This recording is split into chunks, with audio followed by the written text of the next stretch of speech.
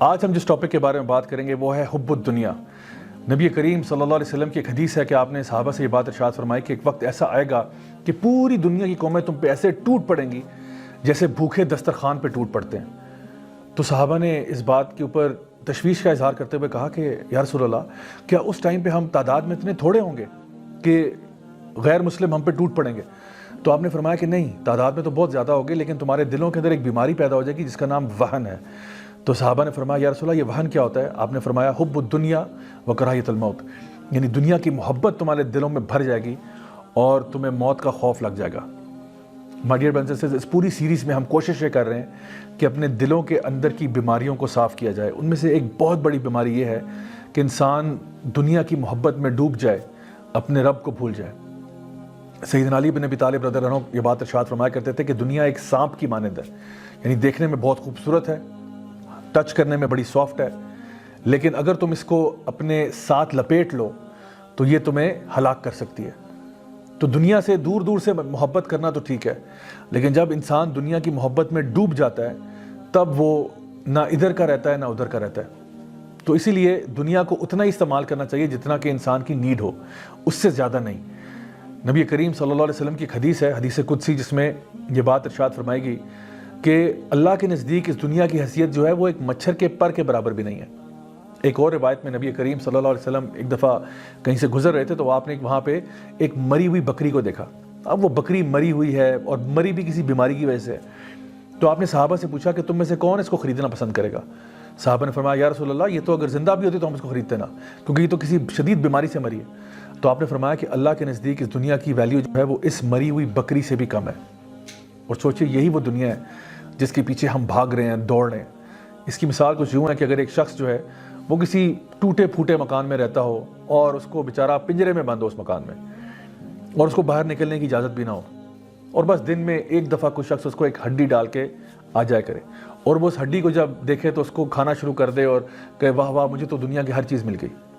اور دوسری طرف ایک باغ ایسا ہو جہاں پہ زبردست قسم کا لان ہے اور وہاں پہ طرح طرح کے کھانے مل رہے ہیں اور وہاں پہ لوگ ہنسی مذاق کر رہے ہیں اور ایک انجوائمنٹ کا سما ہے اور جوائے رائڈز ہیں اور ڈفرینٹ خوبصورت چیزیں جس کی طرف لوگ اٹریکٹ ہوتے ہیں وہ ہیں۔ اب یہ شخص جو ہے اس کو اگر تھوڑی دیر کے لیے یہ منظر دکھا دیا جائے تو یہ بیچارہ شاید شرم سے مر جائے کہ میں تو کس کوٹری میں رہتا تھا، پنجرے میں بند تھا، ہڈی ملتی تھی دن میں، اور یہ لوگ جو ہیں اس خوبصورت باغ میں کیا کچھ کر رہے ہیں۔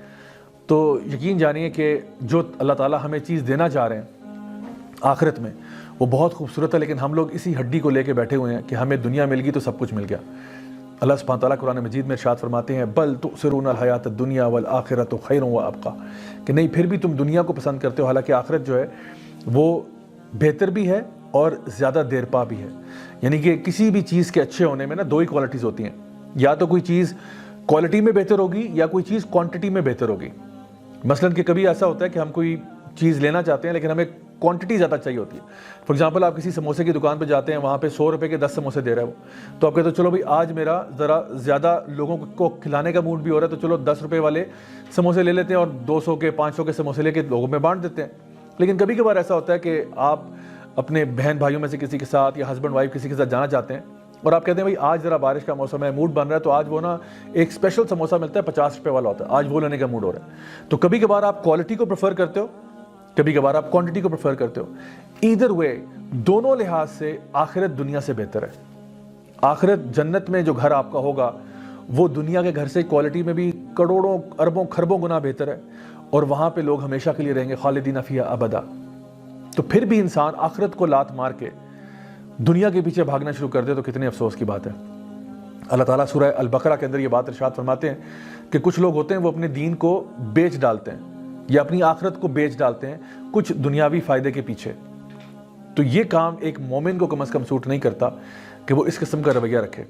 ویسٹرن مائنڈ سیٹ میں اگر آپ دیکھیں تو وہ بات کرتے ہیں کمپیریٹیو کیپٹلزم کی، eat your competition for breakfast and so on. اس قسم کی بکس انہوں نے لکھی ہوئی ہیں کہ how to dominate others and so on, یعنی کیوں کہ ہم لوگ ایک کمپٹیشن کے اندر ہیں، ایک دوسرے سے کمپٹیشن کیوں لگ رہا ہے؟ دنیا کے پیچھے۔ اللہ تعالیٰ فرماتے ہیں الہاکم التکاثر حتی زرتم المقابر، یہ جو کمپٹیشن ہے تمہارا یہ لگا رہے گا حتیٰ کہ تم قبر میں نہ اتر جاؤ۔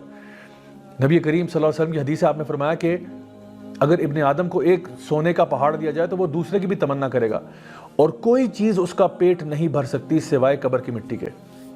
یہ جو انسان کے اندر ایک گریڈ پیدا ہوتا ہے نا دنیا کے پیچھے, یہ کبھی ختم نہیں ہو سکتا سوائے کہ جب انسان قبر میں جائے گا تو قبر کی مٹی انسان کا پیٹ بھرے گی.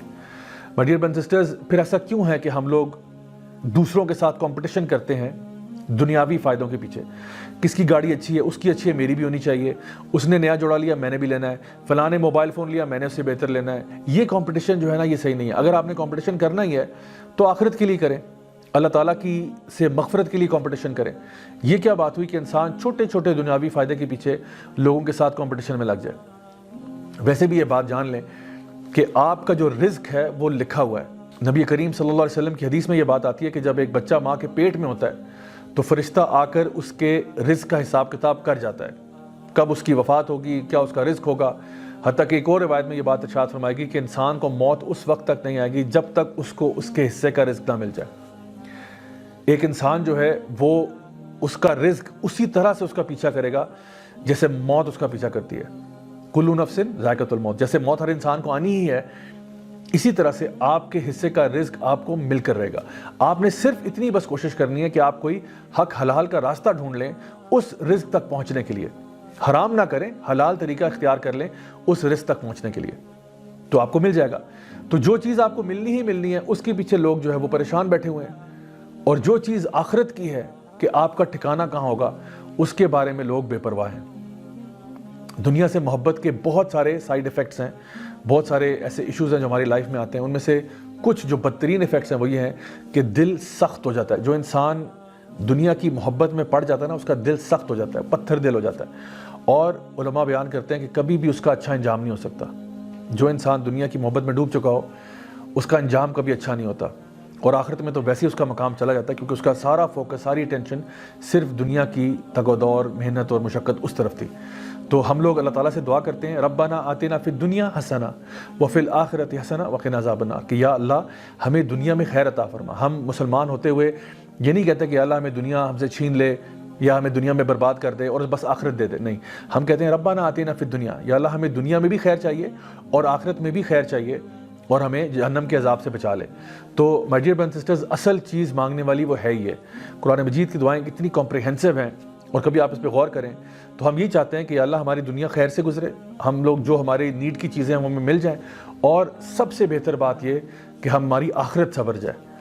آخر میں آپ کو یہ بات بتاتا چلوں کہ ہمارے علماء یہ بات کہا کرتے تھے کہ دنیا کے لیے اتنی ہی محنت کرو جتنا وقت تم نے دنیا میں گزارنا ہے, اور آخرت کے لیے اتنی ہی محنت کرو جتنا وقت تم نے آخرت میں گزارنا ہے.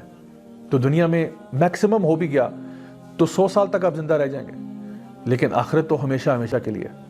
ذرا سوچئے گا اس کے بارے میں. دین کی بات پھیلانا صدقہ جاریہ ہے.